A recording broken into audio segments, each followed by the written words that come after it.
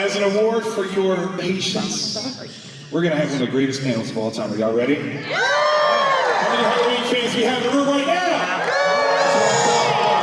Ladies and gentlemen, I need y'all to make some noise. Show all the love to Miss PJ Souls! Keep that going for Tommy Lee Wallace! Make some noise for Cundey! I don't think Tommy not hear me. Tommy! Where's Tommy?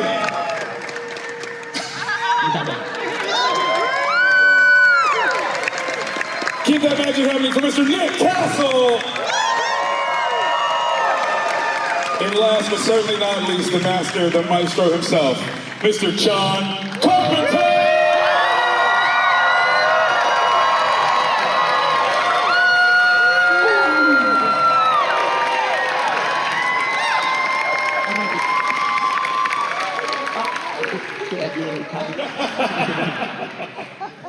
Hello, hello, hello. Welcome, one and all. How has this weekend been treating you guys so far? It's an epic place. Absolutely. It's a MegaCon. Love it. Oh my gosh. Such an honor to be with you. Yes, these are good comfy chairs. I can see us taking a nap right now. This is Can I take a nap? Yes, I did. It was wonderful. I love it. I love it. If you don't mind, I'd love to just jump right in and get this convo started. Cinema and horror have kind of been married from the very beginning. Why do you guys think that people love to scare themselves with entertainment? Oh. We have no idea. None of us do.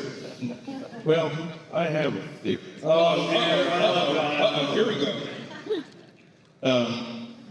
I think we all love to experience something we don't want to experience in life, you know? Like sex? Exactly.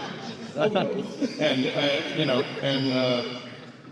film, because it was so immersive, you just sit in the theater and watch this thing. It gives you the chance to experience something like, as I said, you don't want to really experience in real life. And then you come out and say, my God, that was great. Let's go have a pizza. Makes total sense. I like it. I like it. Like a roller coaster, same thing. Yes, yes. Are y'all roller coaster fans? Yeah. Well, who doesn't love a roller coaster? Raise your hands and I'll bring them. Sorry, I didn't I gotta bring that up. Tommy, were you going to say something? I would just, the joy of being scared goes all the way back to when we were out in caves and there were campfires. The guy who just almost lost his life to a mastodon is telling the tale around the fire. And the little kids are, it's in our blood, isn't it?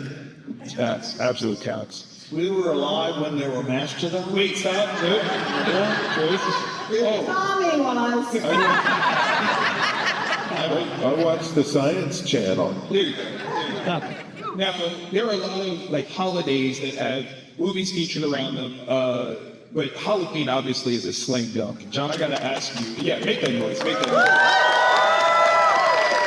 While it seems obvious, why did you pick Halloween as the perfect showcase to introduce Michael Myers? Well, the distributor of Halloween decided it should be called Halloween.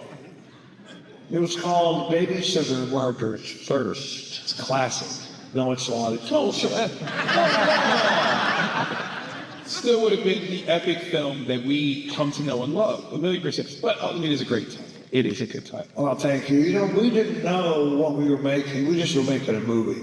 We had a great time making it. We had Jamie Lee, we had Nancy Loomis, and the great PJ Souls. Tommy! Oh, God. Get out of here. He wore a mask. But you did it so well, so very well. There's been a great legacy of the Halloween franchise, and the film industry has changed so much. Is there anything that you guys know that you kind of set the stage for in terms of modern movie making with this franchise? No. Come on. Let me explain something about the Halloweens. The movie business is based on money. Well, Halloween made a bunch of money, so they made another one. And they made another one, right? And that's why they keep making them.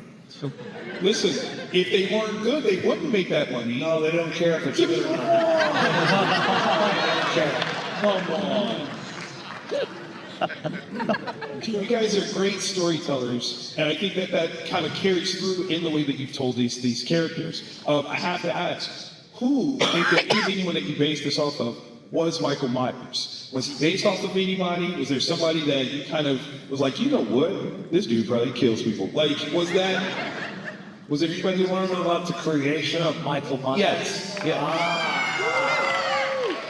Well, I created simply, I created something that was neither human nor supernatural, but both.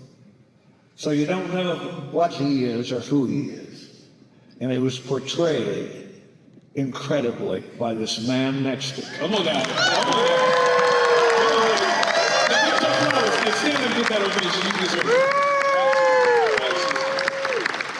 But Nick, I gotta ask you, like when it came to portraying Michael, was there something that you wanted to? Were you trying to be bigger? Were you trying to be hidden? What were you trying to bring from the character?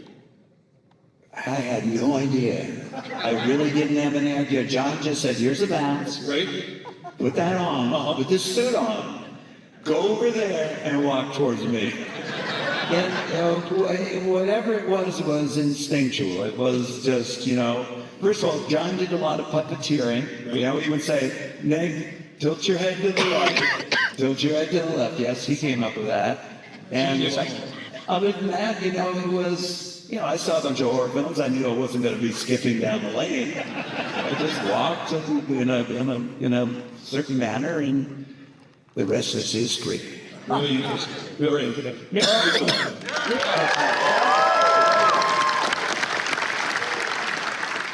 John tells a story about when he was probably a teenager, sometime at school, of attending like an asylum of some sort and seeing in a room Yeah.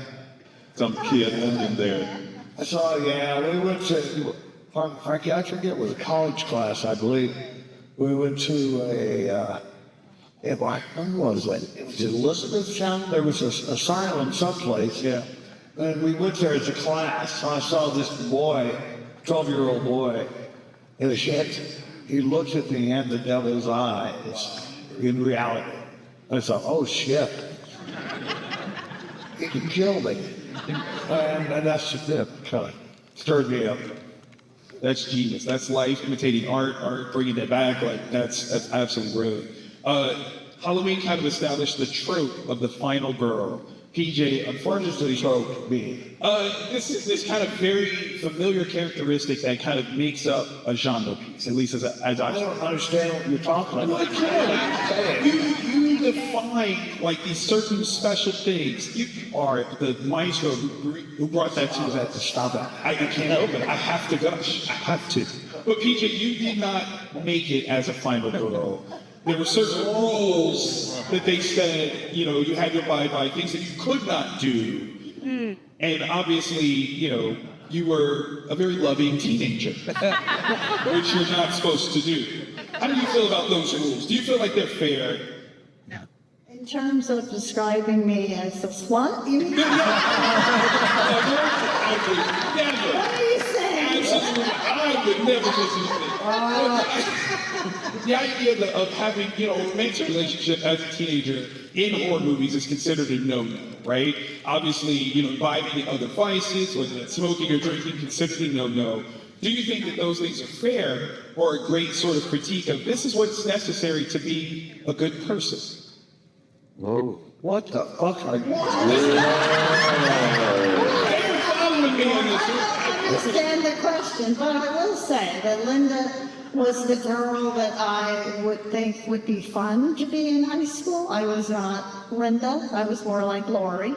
I even was the editor of my school paper. I went to high school in Brussels and Belgium, so very different. But it was so much fun to play a Lynda, because one of my best friends in high school was Cindy Clark. She had a Belgian boyfriend. She smoked cigarettes. She drank. She invited me over for a sleepover every Friday night, and she would go out the window to meet her boyfriend, and she said, if my mom knocks on the door, tell her we're just having so much fun.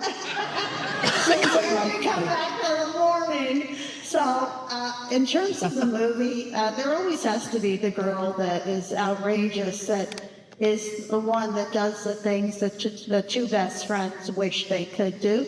So it really, that did resemble my real life. Only I was Lori and Cindy was Lynda. But those are the girls that you just really cheer on and you hate to see get killed. And so it feels like, you know, they're sad when that girl goes. So in terms of being some kind of myth that if you have sex in a horror movie, you're going to get killed, it's probably true. One of the things you got to realize is that DJ Souls is an incredible actor. Absolutely. Actress. Thank you. Do you guys have a favorite scene in Halloween? Which is what? Do you have a favorite scene in the movie? Yes, I think when Bob gets killed. And against the cabinet, I think it's really, I just love that. Closet scene. That's a great one. When DJ emerges from the cover, he says, watching. When you emerge from the covers, See anything you like? That's the scene. That's what. Nick, Dean, you guys have one? Favorite scene? Oh yeah, no, the favorite kill is Yes. You gotta love killing Bob. The actor was kind of annoying, so Favorite scene. Halloween would not be Halloween without Dean Cundey. Come on now. Thank you very much. My favorite scene, it's hard to say because When you film them all. but you know, the opening shot is, you know, significant because it was the first time the Steadicam had just been invented that allowed you to do a smooth move instead of a handheld camera on your shoulder that reacts to your walking. This device was brand new that made you smooth and worn by the operator. And it had been used for one shot in a couple of movies. And then John said, well, how can we do something different, better, and cheaper? Was that the order that... I never said that.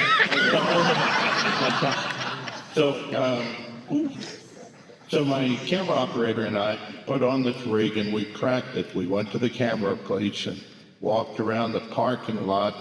Wow, this is significant. So we came up with this opening shot, and John said, well, can we do something? And we did. And it was, you know, moved all through the house and up and witnessed the killing and came back down. And I have to say, after that, the device started to get used more and more, and now it's a very common thing that, you know, people do these very elaborate shots. But to have been part of starting that technique was, to me, a very significant moment.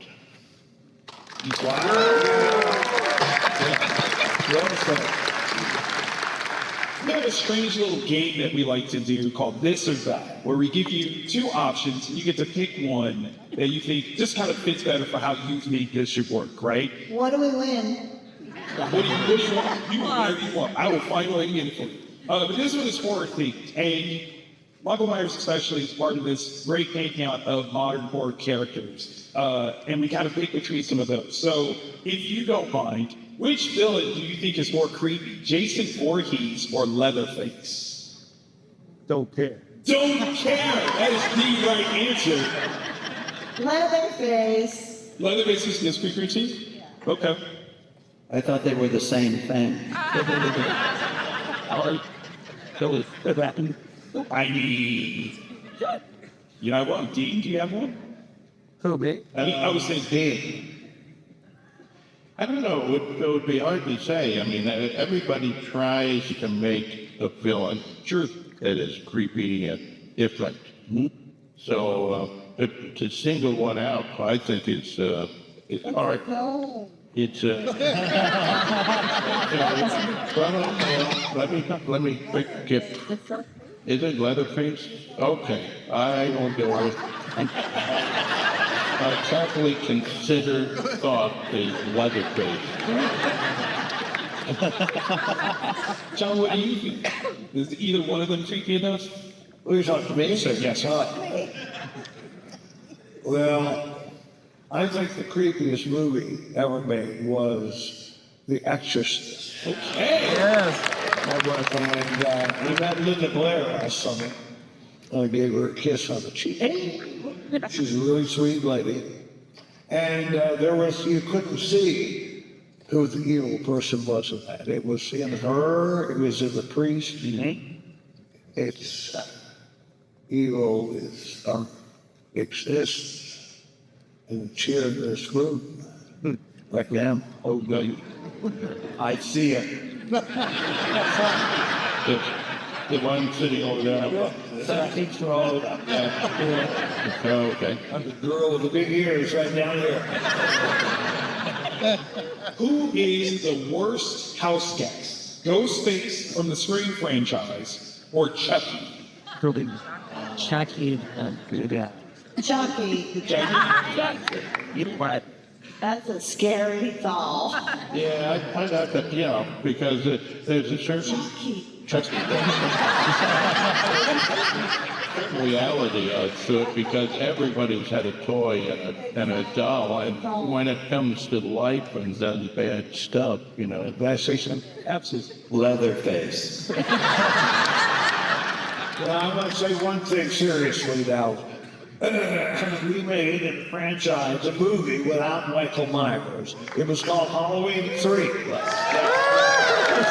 the director of that movie is sitting right now. Yes, indeed.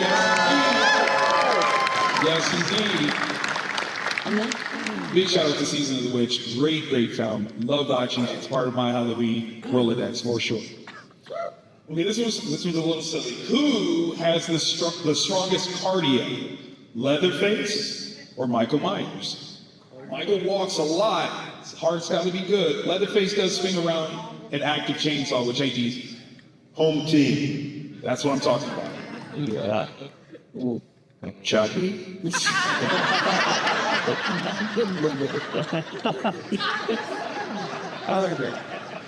a solid answer. I don't think we can beat that one. No, let's go.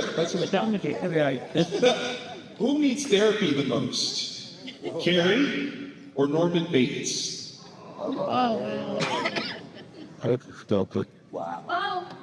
Yeah, they do kind of need that joint session, don't they? I don't know. I had the privilege of working with Norman Bates, and it's Psycho 2. Yes. Was he a great guy? Psycho 2. There's this weird conflict that we often have in the business, which is, we work with a really nice person who's the actor who becomes this real nasty person. Well, it was really good for that, and I would say that I would hope that he would get some help. I agree with you. I work with some studio executives that started really nice and then they became evil. You have those? Yeah, once in a while. Who is the most dramatic? Dracula or Freddy Krueger? Dracula's got The original Dracula, of course. Come on, dude. I agree. I absolutely agree. Who is the pettiest killer? Freddy Krueger or Candyman? Freddy turns your fears into jokes. The other one is because you said my name 5 times. Who's more petty? Freddy or Candyman? That's twice I said Don't care. that. Can we talk about something else? Yes, sir. We're enjoying ourselves being here with you guys. Absolutely. We love being together. We've known each other since 1978. I'm on that. You know, we've been there in a long time. And these are the greatest people in the world to be with. So let me say that. Absolutely. Thank you. It's most We have some fan questions for you. Yes, go. How did the use of simple, understated soundtrack influence the pacing and rhythm of scenes during the filming? One more time. I'm not here. There's an echo in here. Give me a Killer echo. Very bad echo. You guys sound really echoey down there. Echo. Echo? Rock. It's good for singing. All right, one more time. So how did the use of simple, understated soundtrack influence the pacing and rhythm of scenes during the film? You mean by soundtrack, you mean music?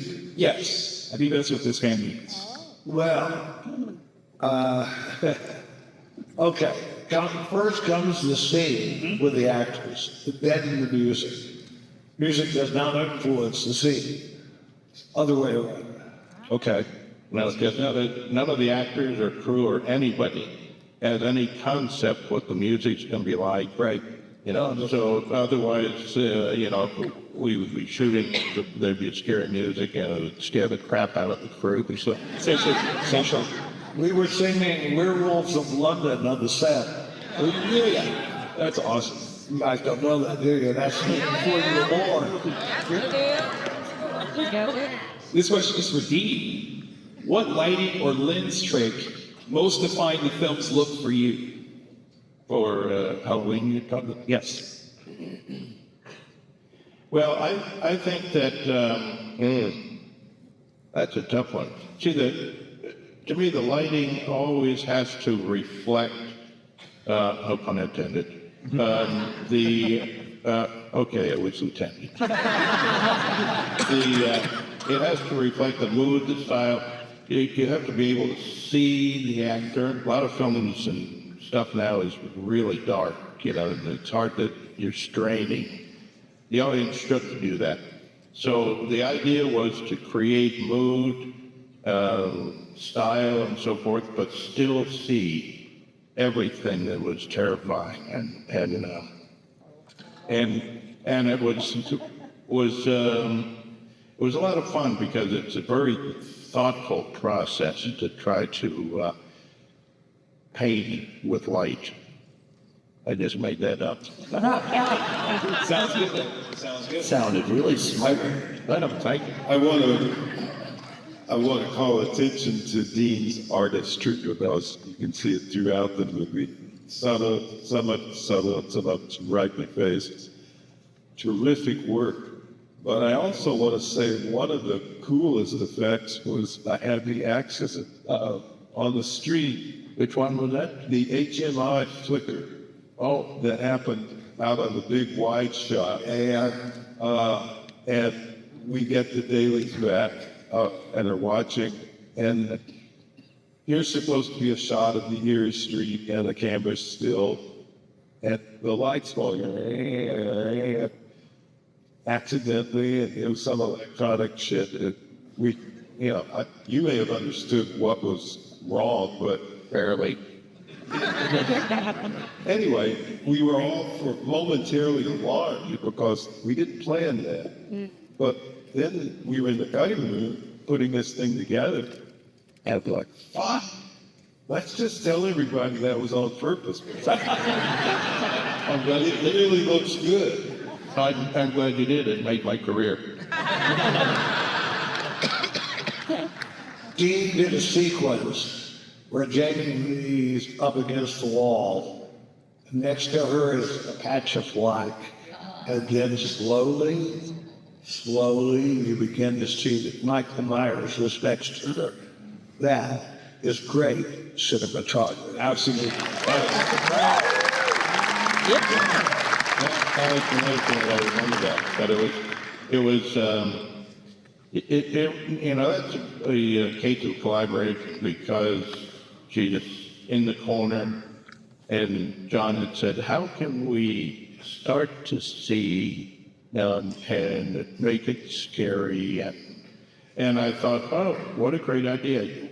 It's as if your eyes are getting used to the dark as opposed to a light coming on. The alternate version might be she's there and then she turns, a light comes on, and there is. But that would be scary, as opposed to gradually the audience says, oh no, and she doesn't see, get out of there, you silly girl. And I think that was one of those fun things that I really enjoyed doing. It's just a rheostat. He just turns it out. Simple trick. It was magic, in fact, the way it came out. Absolute magic. But I want to point out something that's a credit to John. The directing of the movie, we had to go very fast. John had to do his best to be economical in the shot making he was doing. But as a result, we're talking about the oldest tricks in the book used so very effectively. We weren't doing gore, we weren't doing torture porn. There's almost no blood in this movie, and yet around every corner is another magical trick. It's just good basic cinema, and that's a credit to John's direction. And a little bit of that. Thank you very much. Nick, what physical choice made Michael Myers feel eerie without words? Yes, sir. Well, a lot of it is that we're talking about it right now. One is the mask itself, all attributed to Mr. Tommy Wallace, who found the mask. He's the genius behind Michael Myers right there. He created it. He found the template mask, doctored it up, put it on. I know there's a famous story of them kind of auditioning a couple of masks, and they saw this thing and says, whoa, suddenly it just kind of worked. And a lot of you do cosplay and have fun with it, follow me. You don't just put it on that mask and standing in your neighborhood. Does the trick. It is. It's just amazing. So when it comes right down to it, that was really what did it. The other thing, of course, is John did a good job of doing things like you see him, you pan over here, you come back, oh, wait a minute, he's not there anymore. Or, now every time you're walking down the street, you think he's going to come out of the shadows. So all that anticipation helps.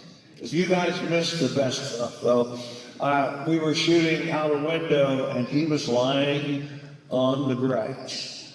And I said, dance away. And he got up and danced off the frame and come back. He came back. It was fabulous, but it's outtakes. You can't say it. He could, but he could. Also breathing. You're breathing, remember? Your sounds of your breathing. Oh, well, yeah, I did that. I didn't do the breathing. Did you do that?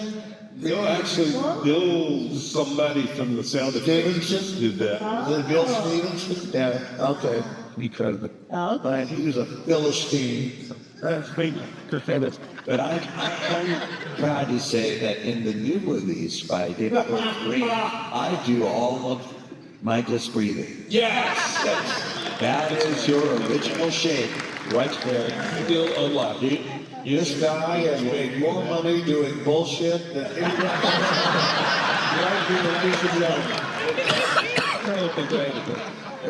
else. PJ, this one's for you. What moment with the cast best captures the film's spirit for you? oh, definitely picking up the leaves. That's a good one. That's a good one. We had to always, after all the scenes outside, And Deborah Hill was on us. Come on, grab a bag, a garbage bag, and go over and help pick up the leaves. I'm like, I'm an actress. What do you mean? This is not my union. So, but we all did it in the fun of obviously working together and getting to the next scene. And it was really a lot of fun because we don't have leaves in California, really. So it was an opportunity to play with the leaves. You've got to understand, we had 3 garbage bags of leaves, which, Very expensive leaves. Like, went down to the don't put it in your the pocket. flower district of Los Angeles, where they're, they designer pussy willows. There are a few sticks of leaves, brown leaves, and so I purchased as many as our $1.98 budget would allow, and we stuffed them in garbage bags and had a fan, parcels them out during the taking and ate them up, whipping the bags. So again, you have to really be at your best to get through a movie on as low budget as we were working with and have it still come out okay. I smoked the same cigarette in every scene. No longer that. Just kidding. As a group, what indie filmmaking lesson do you hope new creators take to heart from Halloween? Very briefly, scary is different from gore. Yes. And I think a lot of filmmakers these days have totally forgotten that. Yeah,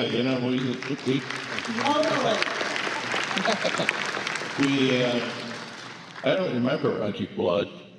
And the movie is one of the most frightening, emotional movies around.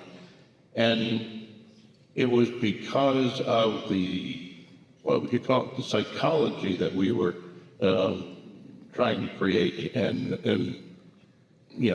put into the mind of the audience. And it proves that you don't really need gruesome to affect the audience. Yeah. I did Bruce a few years later. It's called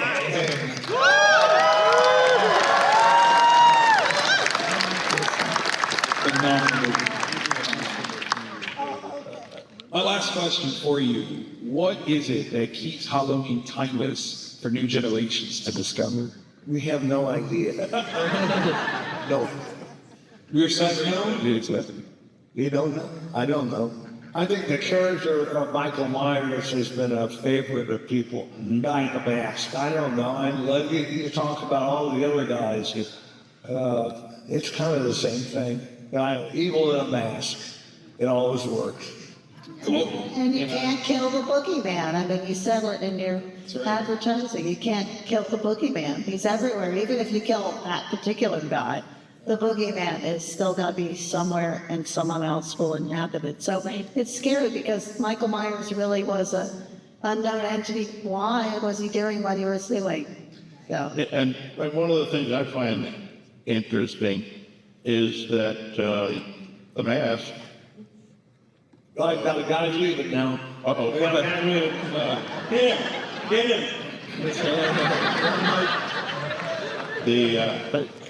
The mask was simple and plain, and what was in there we didn't know, but we knew was evil.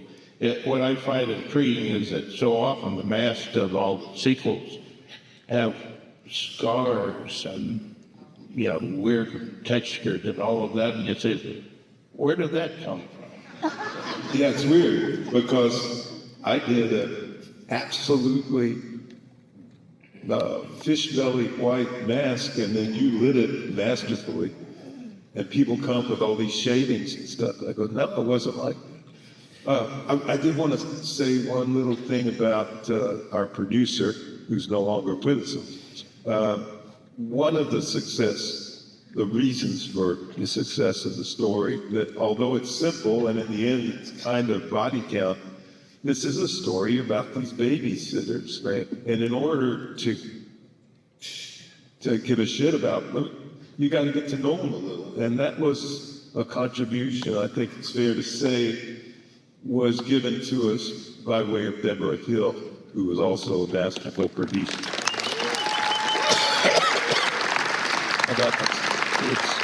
All right, man.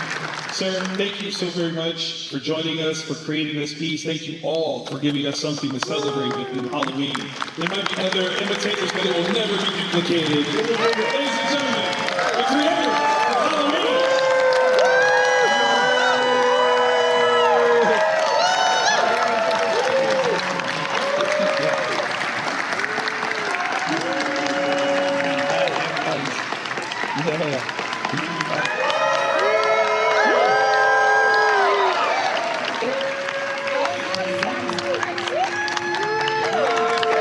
What comes easier, the music or directing? What comes easier, the music or directing? You're a legend, John. You're